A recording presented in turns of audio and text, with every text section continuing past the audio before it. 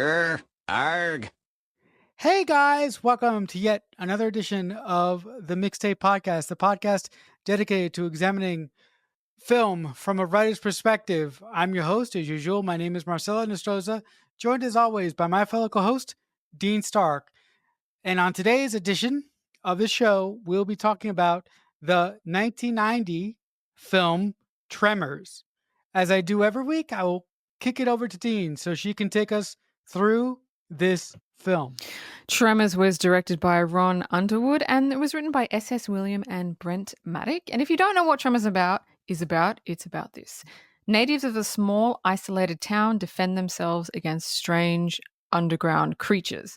So the opening scene, we meet Earl and Valentine, and they're handymen, and it's set kind of in like the Arizona desert, and these two actors or characters, they play off of each other really, really well. And they've got a truck, they're in the middle of nowhere, and Valentine wakes up.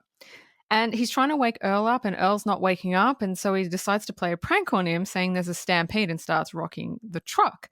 And then Earl gets scared and gets up and falls out of the truck. And it's typical like boy prank stuff, but not over the top. And there's a telling character setup, which I love. I love this because it's showing, not telling, where Earl has a lighter and he's looking for his smokes. And Valentine has smokes, but he's looking for his lighter. And then they both look at each other and realize they have what the other needs. And it's like, if you're not paying attention, you're not going to get that. But that is just, whoever thought of that is just perfect. It's beautiful character setup. And they do random handyman jobs around this small town that they live in. But I thought it was a really good setup of Earl and Valentine. Earl's a little bit older, and they play off of each other really, really, really well. So, thoughts? I really loved the introduction of Earl and Valentine. These two gentlemen seem like they've been friends forever. I really, really like the thing with the lighter as well. I really feel that the first half of this movie is basically setting up hats on the ground that will be paid off later in the second act and third act. But the thing that I loved about this movie from the start is that you spend time with these people. So when shit hits the fucking fan, you actually fucking care. It's just so fucking perfect. And Kevin Bacon is wonderful. 6 Degrees of Kevin Bacon all the way. This movie was so much fun. This movie was a throwback to the time when I grew up in the late 90s and the early 2000s. It was just fucking great. And this movie does not apologize for a single fucking thing that it does or says, for that matter. I love it. So there's a conversation in the car between Earl and Val. Now, Earl thinks long term, while Valentine kind of thinks day by day. He's more instant gratification. So it's more character building. It's more how they think differently, but together they're a perfect fit kind of thing. Now, Valentine sees someone in the distance working on the land and says he heard it was a girl, and then gets all excited thinking it's going to be some tall blonde bombshell. And then we meet her, and this is Rhonda, who is a short brunette nerd. And Valentine is on his face, he's so disappointed because he's got all these photos of past girlfriends in his truck. They're tall, they're blonde, they're pretty. That's who he goes for. And Earl keeps telling him, stop going for these girls. They're superficial. They mean nothing. And Valentine's like, no, that's the kind of girl I like. And Earl's just like, oh, God, because he's the older one. He's the wiser one. He knows. Rhonda says she's measuring vibrations in the ground and she's getting weird readings. So more character setup. We meet Rhonda, which is a new character. We know what her job is. We know that she's getting readings that are unusual. So that's the setup for what's about to come. Thoughts? I really, really like this scene because Valentine likes a specific type of girl. She better have blonde eyes, blue eyes, and legs that go up to the moon. Of course, I'm paraphrasing, but it's such a wonderful scene. And I love the way that Earl, to go to Dean's point, is a little bit more slow, but he likes planning in the long term. And I also really like that these two characters are the same, but they are apart. they are the same in some aspects, but they are different in others. But because they are that way, they complement each other perfectly. And I love the fact that Valentine is the one that wants to get out of their current situation, but Earl is the one that is laid back and comfortable and wants to stay in the current situation that he's in. Valentine is a crazy one. Valentine is the one that wants to take risks. The only thing that he doesn't want to take a risk with is his heart. He doesn't want to open himself up to a romantic relationship, thus introduce the character of Rhonda. This movie does so much great character work. Yeah, it is. And Earl even says, "You should get to know Rhonda." And Val's like, "No, no, no, no, not my type." Like, he's dismissing her just by the way she looks. Nah, not my type. Don't like her. Won't even get to know her. Like, that's the kind of guy he is. Although we still like him because Val's a really good guy. He's just a little bit lost. A little bit lost. So they end up getting back to town. And it's funny, they turn into their town, and it says population 14. There are 14 people. I didn't even see that the first 10,000 times I've seen this movie because it's one of my favorite movies. I'm like, 14, god damn. And then we go into Walter's general store and we meet Walter, who's the owner, and then we meet Bert and Heather. And then we see and hear the Pepsi ice fridge. It starts to shake, making a noise. And Walter says to Val and Earl, "Can you fix that?" And Earl says, "Oh, look, they'll look at it later." And Val has a funny line because Val goes to fix it, and Earl goes, "No, no, no, we'll look at it later." And Val goes, "Oh, we're on a schedule. Earl explained it to me and everything." and then they leave. But that's a setup. The Pepsi machine making a noise is a setup to what is happening later. So I don't think there's any scenes in this movie that's wasteful at all. So thoughts? Absolutely not. To the stuff that Earl and Valentine interact with. Everything in this movie is a weapon for our characters to defend themselves later on in the film. I do want to say one thing about this fucking movie. The one fucking thing the one motherfucking person that I wanted to die didn't fucking die. That fucking kid. I was like, you you spoke. Marcelo, I wasn't You even going to bring him up. I hate him so much. You've brought him up. I don't even know what his you name is. I don't give a fucking fuck. you fucking waste of fucking space. Why the fuck are you in this movie? He Yeah. must have been he must have been a kid of the producer or whatever. Look, he might be a really good he might be a really good guy if he's still alive, but from a character standpoint, fucking waste of space. Why the fuck? I think they had to If have him just to have a stupid kid doing stupid things. I think that's the only reason. all right, all right, all right, all right. It's fine, it's fine.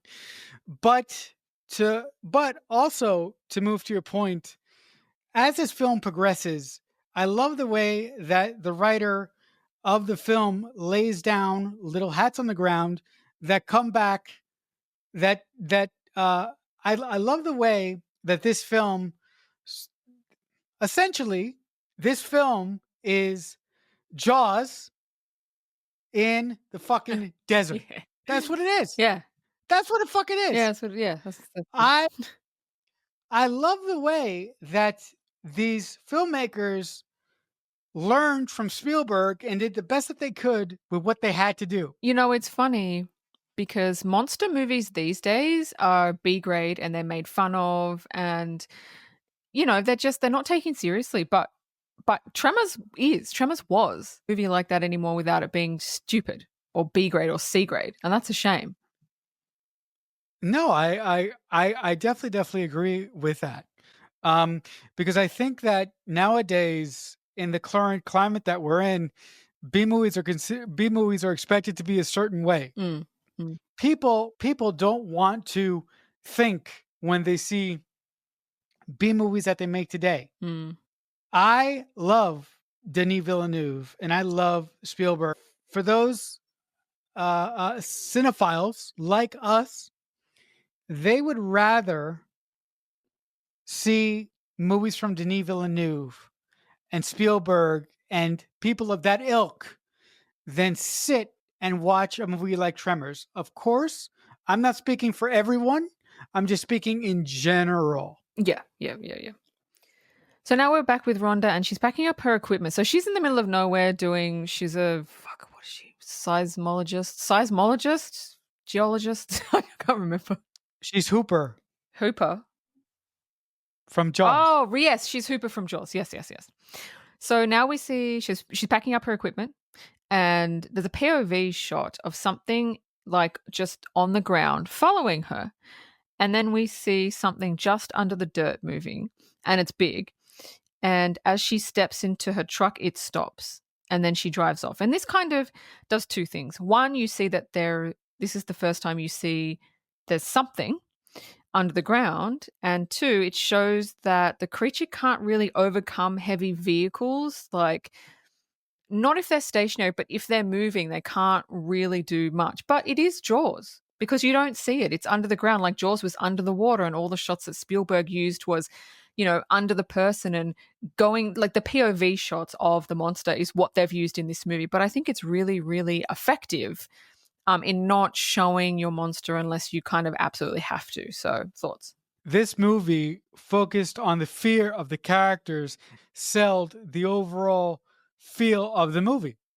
This movie did not rely on special effects because when this movie was made, special effects isn't where it is now. If this movie was remade, they would rely on special effects to show us the monster, and that would work for some people. That'll work for some people, but for people that know how the sausage is made, like me and Dean, movies like this, movies that harken back to the type of filmmaking that Spielberg does, is just a fucking delight because this type of storytelling is not, it's not spoon fed. And a lot of big movies today spoon feed the audience, but this movie treats the audience with a level of intelligence that is not seen in today's B movies at all. Yeah, no, I agree. I agree. So now we see Earl driving a bulldozer, which is a massive setup, but the reason he's driving it is because he's pushing rubbish. He's doing a handyman work. He's doing the garbage. So again, it totally makes sense. And then Val says to Earl, they need to get out. This is bullshit. Like, and Earl says, no, well, they're all right. So he's at that age where he's comfortable. He knows what he's doing. He doesn't really want to but Val is young and he wants to go out and explore the world. And then they start fixing a sewage tank when it explodes on them. And then we cut to them packing their truck to leave because they're like, this is the last straw. Nah, we're going. so as they're driving out of town, they see someone they know sitting up on an electricity tower. And I love this all through the movie. Val and Earl have this thing. They do rock, paper, scissors to see which one of them is going to do something they don't want to do. And I love that because that's such a boy thing to do. And I absolutely love it. I love it. So anyway, they do that, and Val climbs up and Val most of the time loses, which I find funny. Val climbs up to get this guy down, and then discovers he's dead and he's holding a rifle. And then we switch to like a doctor. They've gotten his body down, and we learn that he died of dehydration. And Earl says he was up there for 3 days, and he just died of thirst. And it's like, we still don't know what's going on. We know there's something, but we don't know what's going on, and the characters don't know what's going on. So the audience and the characters are kind of confused at the same time, which I like. So, thoughts? I don't like that storytelling technique where your characters learn things at the same time. I prefer to go in the other direction, but that works for me, however, in this movie, because that made me feel like I was a part of the journey going through this film with Val and Earl and everyone else. So for me, in this movie specifically, the metric that I don't like actually worked well for me. And also, I love how the writers are spoon feeding clues to the audience as to what is actually happening here, but they don't really show you the monster until they absolutely have to.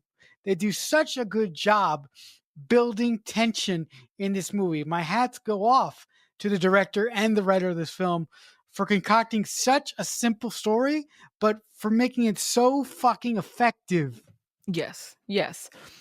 So we're with a farmer, and he's watching his sheep start to stir in their pen, and he's wondering what's going on. And then the next minute, something pulls him into the ground. When I say pull him into the ground, it's like literally they have his something's under the ground. They pull him by his feet down, like vertically down. And then Val and Earl happen to be driving by, and they stop because they notice all the sheep are kind of in pieces in the pen. And then they get out and they're looking for the farmer dude, Fred, and they find the farmer in the ground, but they only see his head or face because he's been pulled vertically under the ground. And it's just like that was one of the shots that scared me when I was a kid because I watched it when I was like 10. I was There's this fucking face. I'm like, oh my god. I mean, it's clearly not real, obviously, but like it's just anyway. Val and Earl drive back, and they pass a construction workers warning them. They're like, something's killing people. They think it's a serial killer. Like they have to get out, and the construction workers are like, what? So they keep working, and they're using a jackhammer. And as one of them pushes it into the cement, there's a screech that's heard, and then the blood starts coming up, and then the jackhammer gets pulled away from the worker through the cement. This is the only part I kind of have an issue with because we know that the creatures can't move through rock. So, and I understand that the cement, there's cement, and then there's dirt underneath. But depending on how thick the cement is, like how is that thing dragging a thing through like solid cement? I don't know. Is it strong? Am I nitpicking? I don't know. Go for it. You are nitpicking, but I'm going to say something, and I say it almost every episode. Almost. Are you ready to say it with me? Yes. Rider's convenience. Writer's convenience. There it I'll is. let it slide You because I love are this movie. I'll let it slide. okay. Absolutely. Absolutely. The writers, from a story perspective, have told us what the monsters can and cannot do, but it was a gimme moment. That's what it was. And you know what? I'll let it slide too because I think that this movie is an absolute delight. So I will let it slide as well. So Val and Earl head back to town, and they're telling the townspeople this, and they're like, "Okay, you got to go to Bixby, which is the next town over, and get help." And they're like, "Yep, great." They get in the truck, they go, and they have to pass the construction site, but the construction site is all fucked. Like it's impassable. There's all rocks everywhere. They can't drive through it. And then they see a worker's hard hat like filled with brains, and they're like, "Okay, that's weird." So they freak out. But when they try to leave, when Val tries to turn the truck around, it seems like the truck is stuck on something, like it's hung up on something. Eventually, they start to move forward, but you can't really see what it's like. Something's pulling on the truck, but you can't see what it is. Eventually, he does, and then they get back to town and notice that there's a large kind of eel-like creature that has attached itself to the car, but it's dead, and that's what was holding them up. And this is the first glimpse that we get of the creature. But what I love about this is that it's I don't know what it's called, but when we first see it, we're like, oh, that's the thing. But then later on, it's revealed that's not the thing. Like it's part of the thing, but it's not the thing. And I love that. I love that. Thoughts? It's the creature's many tongues, I guess. That's what I thought they were. Yeah, but when you first watch the movie, you think that's the thing. Right, right, right, Yeah, right, that's right, what I mean. right. So it's a misdirect. It's Misdirect. a That's what it is. it's it is such a brilliant storytelling technique because the whole time the writers have us looking over here, over here, over here, when the real monster and the real problem is over here. It is an absolutely wonderful storytelling technique. Absolutely. So now we're up to the scene that when I was a kid, I always fast forwarded through because even now it scares me. It's just uncomfortable. It's uncomfortable. We're with two people. One of them is the doctor that was in a previous scene, and his wife, and they're packing up their car at night to they're going on a trip. And the guy, I'm going to shorten this because it scares me to talk about it. I don't know why. I'm just uncomfortable. It makes me uncomfortable. The guy, they're two like old. They're like an older couple, and they're really cute. Like they're really cute together. They love each other. They're like, "Yay, honey, we're going on a road trip. Isn't this fun?" And then the husband gets pulled into the ground in front of the wife, and the wife's trying to pull him out, and he just gets pulled right under. And you're like, "Oh my god!" She's freaking out. And then she sees the eel things come up. She jumps into the car, and we're like, "Oh, she's safe." And then multiple of the eel things come up and they're trying to get into the car. You're like, oh my God. And then they start pulling the car in backwards into the ground and they pull it right under when she's in it and she's screaming. And I'm like, you know what? I'm uncomfortable. I'm uncomfortable. I don't like it. That's the scariest part of the movie for me. But it was effective. It was really, really effective. It just, that just scene just always used to scare me. Thoughts? That scene illustrated to the audience that this movie's not fucking around. Mm. That scene illustrated to the audience that anybody in this movie is expendable. And that is the best kind of storytelling that you can design as a storyteller, whether it's as a writer or a director. But also, I did feel sad for these older people who were just trying to relax before they had to go back home. I did feel for them. Yeah, and it also illustrated the strength of the monster. It pulled an entire wagon into the ground. And you're like, well, if it can do that, it can pretty much. I mean, no, you're not safe. Nobody's safe. So I like that. No, of course not. It's just it is so well done. It's not even funny how well done this film is, because to move that point a little bit further, the characters in this movie are behind the eight ball every single turn of the movie. The only moment that they get the upper hand is in the third act when they absolutely have to. Mm. What is that called? That is called putting your characters up against a wall and giving them no way out, and then watching them climb the walls until they find a way out. Mm. That is very, very intelligible writing. Yes.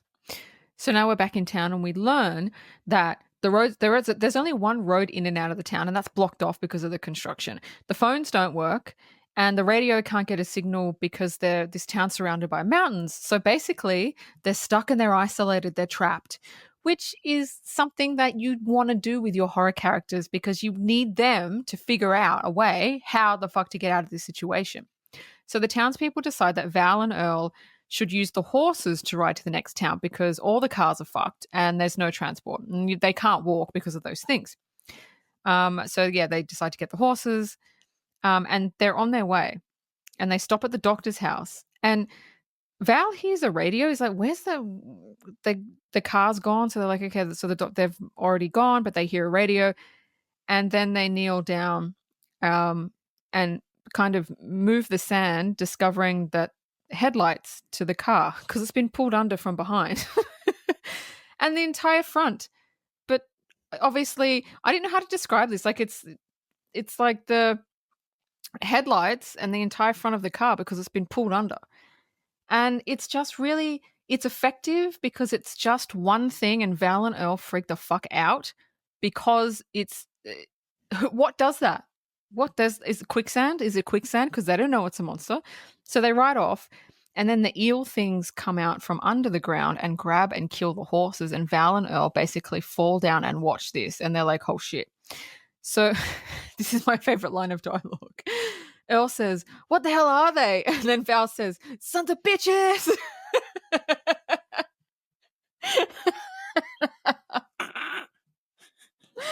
Oh my god, I love that. So anyway, and then we see the big reveal of what it actually looks like, and it's beautifully shot.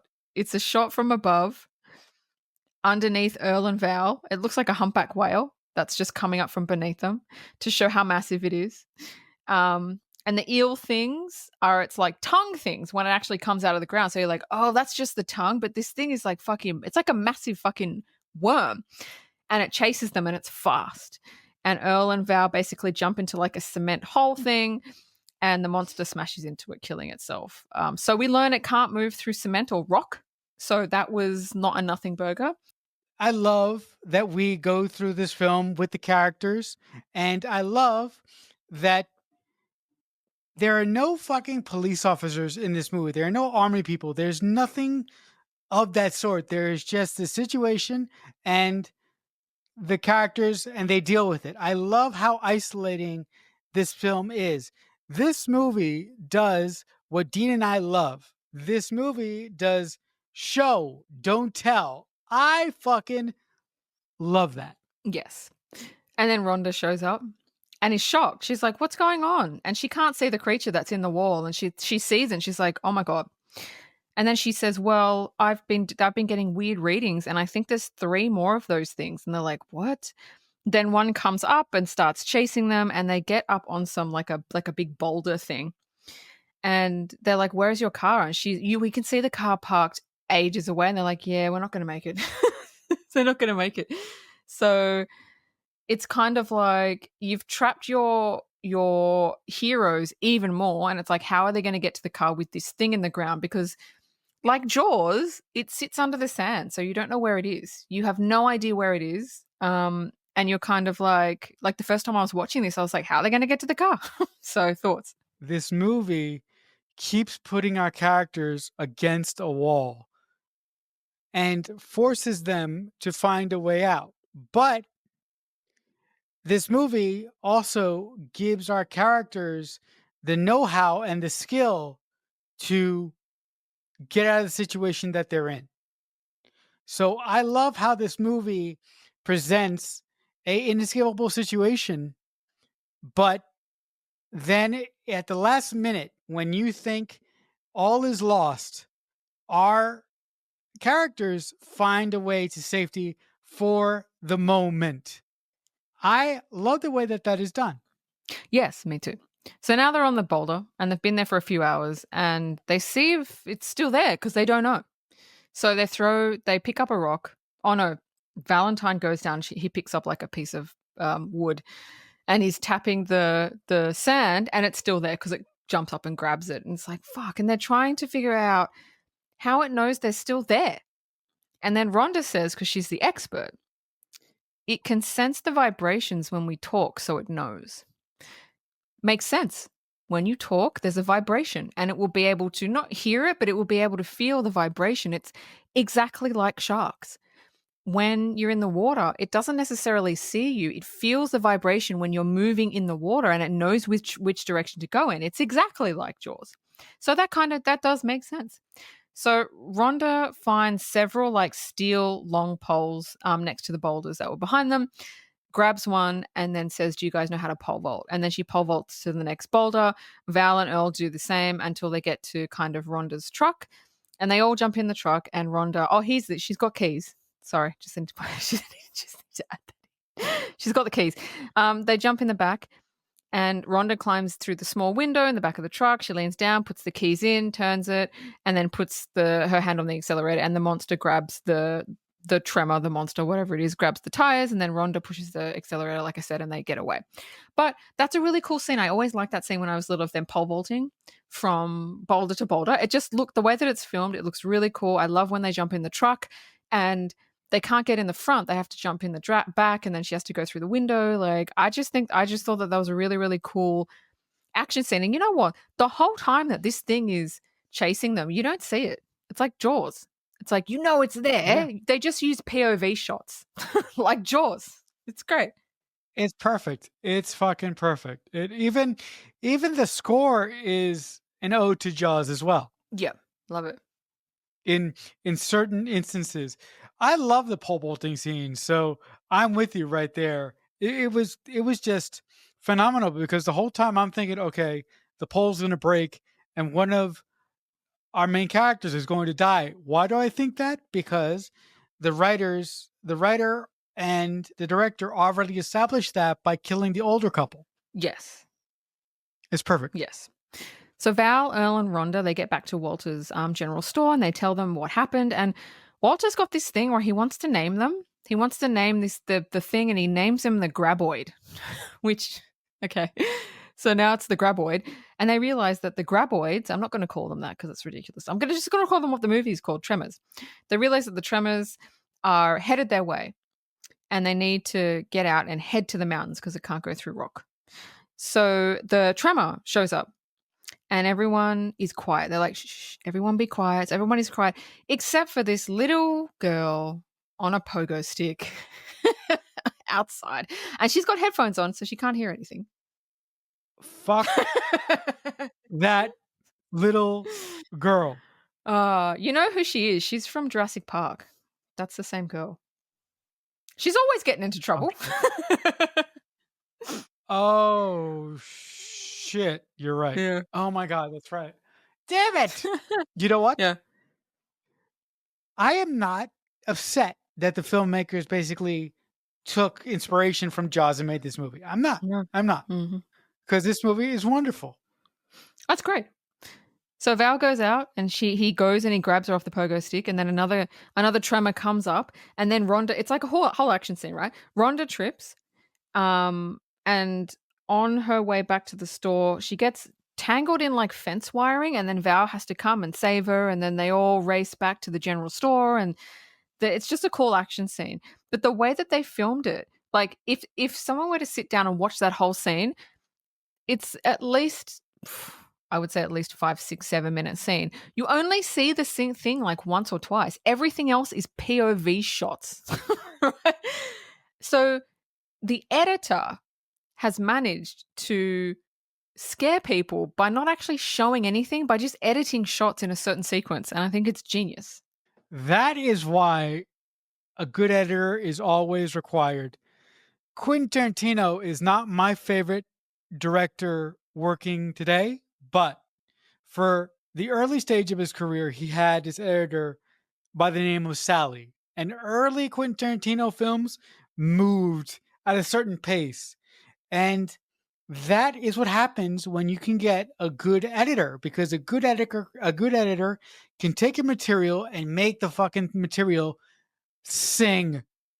It's so Mm. wonderful. Absolutely. There's a nice little scene after that action scene of Val patching Rhonda up.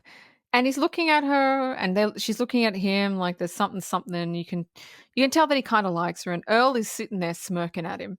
Val looks at him, and it's just like they just exchange these looks where you know what the other is thinking. And Earl is thinking, "Yeah, I told you," and Val is like, "Shut the fuck up." But in their heads, you could just tell it's so good. It And then it ramps up again. You only get like literally like 30 seconds of rest. And then the Pepsi fridge goes off like it did before because they haven't fixed it yet. And they're like, "Oh shit." So they run over to it, they jump on it, and then they turn it off, but it's too late. And then one of the tremors bursts up from the floor, grabs Walter, pulling him under and killing him, which I always found sad because Walter was like this little Asian little Asian owner, and I really liked him. Val and Earl make it to the roof. Rhonda falls out the window, but climbs up a nearby water tower. So I like that because you had to get them there. So thoughts? No, listen, it was so sad watching some individuals who are in this movie and who live in the town die because they're really, really innocent people. And when the monster comes and kills them, it's a shame. But you want to know why that works? Why? The writers have taken the time to make us care about these characters. You know why we care? It's not because we know anything. We don't know dick about any of the characters, least of all Earl and Val. We don't know any of their backstory. We know nothing. You know why we like these characters? Because they're nice. They're relatable. That's why we like them. And that's good screenwriting. If anybody ever tells anybody, oh, you have to put backstory to your characters, you don't. As long as they're connectable and they're likable and you want them to live, that's all. Thoughts about that? That's why Dean gets paid the big bucks, people. Do I? Shit. The check's in the mail. So Val gets on the radio because they've got a radio, but it doesn't reach beyond the mountains. But if you live within the mountains, it works. He warns Bert and Heather because they live up just within the mountain range. Get to their roof now. You know, there's these things under the ground, and they come up from under the ground. Then a tremor. They're like, "What?" And then they turn, and like a tremor like bursts through their basement wall. And Bert and Heather are gun collectors. You didn't know that before. There's like this shot of them, and then the camera pans, and there are all of these guns on the wall. You're like, holy shit. There's shotguns, there's rifles, there's handguns, there's grenades, it's fucking, and you're like, oh my God, this is going to be good. and then they basically have an extensive armory, and basically they shoot it to death, and Val and Earl can hear the shots going off, and they're like, "Oh no, they're dead." And it's a good scene because they shoot it with everything they have, and then what's his name? Bert, who's a really really cool like military guy character. None of the guns are working, and then he busts open a glass case, and it's something they call an elephant gun, and like, oh my god, the I don't even know what you would call them. I don't want to call them bullets. They look like big giant like, I don't know. He puts them in and he shoots it, and you're like, oh my god. And when I was looking at my trivia, that is a real gun that was borrowed from a collector, because apparently it's a really really powerful weapon. And I was like, oh, but they obviously they loaded it with blanks. But it's a really cool scene. And then they get on the radio and said, we killed it. Like, hooray. But yeah, it was a really really cool scene. From a storytelling perspective, that scene is phenomenal because you're right. God bless the army, or God bless what these characters are. But I really, really love how when Bert puts the shell into the shotgun and he shoots the monster, that for the first time shows our characters, okay, what can fucking take these characters? What can take the monster down? This is the writer and the director giving our characters hope. And I absolutely love it. I love it too. And like you said, it shows how hard it is to take one of these things out. Like bullets, probably not going to do it, unless they bring their entire fucking thing with them. So anyway, they're trying to think of how they need to get to the mountains. They don't have cars, they don't have horses. How are they going to get there? They can't make it on foot. And then they realize they can use the bulldozer, because we saw the bulldozer before. We saw it as a setup. But it's too heavy. It's so Val says it's too heavy for the Tremors to pull under. Like there's no way they could pull that shit under. And but it's too far away. It's too far away for them to get to. So Earl decides he'll go, and they do rock paper scissors, and Val loses. And then Val pushes him out of the way and then races to the bulldozer, because he knows he's faster than Earl. He's younger, he's more agile, he knows he's faster. And again, just reinforces their friendship, that he's willing to risk his life because he doesn't want anything to happen to Earl, although he would never say that. The what am I saying? The connection that these two guys have is really real. And it's how do I explain it? It's how I would think guy friendships would be. You don't actually say you love each other. You kind of just show it by like doing stuff like Val did. You know what I mean? Like that's, to me, it's true. It rings true. So anyway, they end up chasing Val because Val's running, and then Rhonda yells to him to stop running and be quiet so they can't find him. And then he stops, and then it's just like a really tense scene of the Tremor coming up near him but can't find him because he's still. And you're like, oh my God, that scene always freaked me out.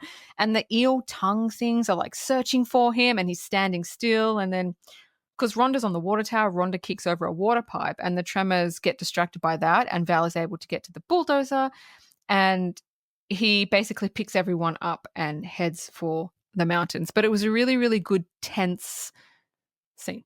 I have I love the relationship between Earl and Val. It's a relationship where nothing needs to be said. I would beg to differ. It's the type of relationship that is seen between two women who have respect for each other and who have been with each other for decades or years, or have been with each other since childhood.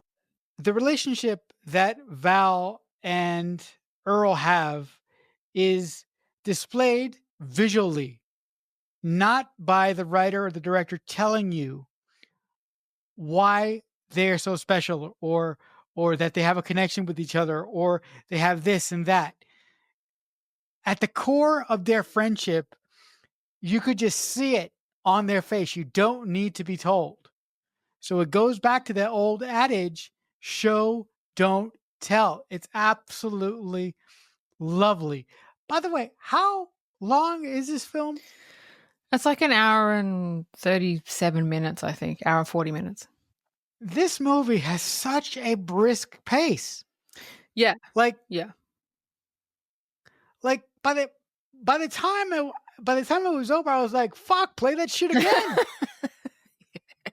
This movie illustrates what you can do as a storyteller, whether you're a writer or a director, if you know what you're doing.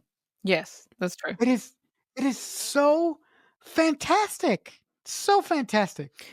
So they're just about at the mountains on the bulldozer when the bulldozer takes a nosedive into a trap that the Tremors have dug, because the Tremors the whole way have been trying to pull this bulldozer down, but it's too heavy. So what they've done is they've gone forward, dug a hole, and then the bulldozer has nosedived into it. So anyway, they all have to run to the boulders, which we know is a safe zone because that was also set up before. Bert has bought some homemade dynamite with him, which makes sense because he's a military dude and he knows how to make it. And they devise a plan to tie it to some rope, light the fuse, throw it out, and then slowly pull it back to kind of simulate someone walking. So the Tremors will be attracted to the vibration and hopefully eat it. And they do it, and one comes along and eats it, and it blows it all up, right? So there's only one more to go. So Bert and Heather killed one in their basement. This is another one, and there was three, and there's one more. So they try the same tactic again, and then it spits it out because it's fast and it's learnt. It's like, oh shit. And it lands conveniently on all the other dynamite, blowing all the other dynamite up. But Val is holding one last dynamite. And he basically they're like, okay, light it, throw it so you can get back to the boulder so it distracts it. And it's like, yeah, but we've only got one dynamite left. Like, I don't want to waste it. And they're like, just light it because they're coming for us. And if we move, they're going to get us. So he's like, okay, I've got a plan. I've got a plan. So he decides to race to the edge of a cliff. He lights it, but then he throws it, but he throws it too far and misses. Now, he's standing at the edge of the cliff. This tremor is gunning for him. And the tremor is moving so fast. And as it gets to him, Val jumps out of the way. And the tremor bursts out of the cliffside and falls to its death. And Earl comes up and he goes, how did you think of that? And then I love this line. Val looks at him. He goes, it just suddenly hit me. Stampede. And that goes back to the first scene of the movie, which I fucking love. So, thoughts? It was absolutely genius storytelling because for a large part of this movie, Val has been viewed by the other characters as an ignorant person. He is belittled essentially multiple times by the army guy, the guy with all the guns. And the guy with all the guns basically says the guy thinks he knows everything. The guy just doesn't have a brain in his head, essentially. But being that Val followed his instincts and was able to defeat the monster shows how intelligent he is. And also, like Dean said, I like that the final confrontation between Val and the monster in this movie is a tip of the cap to the beginning of the movie when Val jumped on the car in an effort to scare Earl awake because of the stampede. This movie is the type of movie that I and Dean love. Do you know what that is, guys? And if you have and if you've been listening for a while, you'll have to put up with me for a couple seconds. This movie is a perfect circle. It just works. Yeah, it does. It absolutely does. So last scene of the movie, Val and what is it? Val and Earl are getting their truck ready to leave because they're leaving town. They don't want to be there anymore. When Rhonda approaches, and as she approaches, Val reaches, and this again is showing Val reaches into his truck because he's got all the photos of his past like hot girlfriends, and he scrunches them up. And that says everything. That says basically, I don't want that type of girl anymore. But he doesn't say it. We see it. So Rhonda walks up, and Val's a bit awkward, and they kind of have this awkward conversation. She's like, "Okay, I'm going to go now." He's like, "Yep, no, that's fine." You can see he wants to say something, but he's too scared. So as Rhonda walks away, Earl basically just gives Val this look. And again, they just talk to each other through looks. And Val looks at him. He goes, I know. I'm working up to it. Like it's like they've got like telepathy. And as he's approaching her, because she's walked to her car, he's talking to himself. And he says, what does a girl like that want with a guy like me? She's getting her PhD. And I'm sitting there and I'm like, she likes you because you're kind, brave, and selfless. That's why she likes you. Like, doesn't matter that she's getting a PhD. That's what she wants in a guy, and that's what you have. And then Val approaches her and he's really awkward. And he's like, I just wanted to. And then he just pulls her and kisses her. And then that's it. That's the end. So that was actually a reshoot because that wasn't the original end of the movie. When they did the audience, what is it called? What was it called?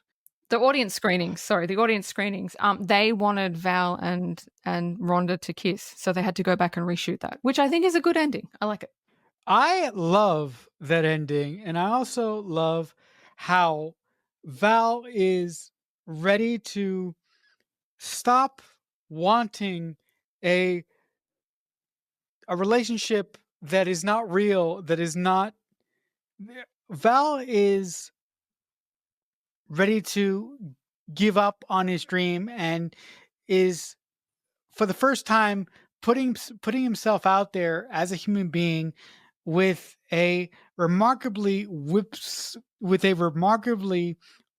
smart individual in Rhonda, and I absolutely love it. The fact that it was a reshoot is not surprising to me because test screenings can really work havoc on filmmakers, but sometimes test screenings can actually help filmmakers to make the ending of your film better. Yes. Trivia? Go ahead. So one of the writers of the film said that he came up with the idea while he was in the Navy. He said he was sitting on a rock and wondered what it would be like if there was something that kept him from getting off that rock. Oh, wow.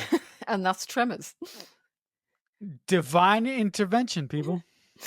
Originally, the graboids were meant to mimic sounds to draw in their prey, but ultimately the writers kind of didn't go in that direction because they felt like it wasn't really needed. I think it was a great call, if I'm being honest with you.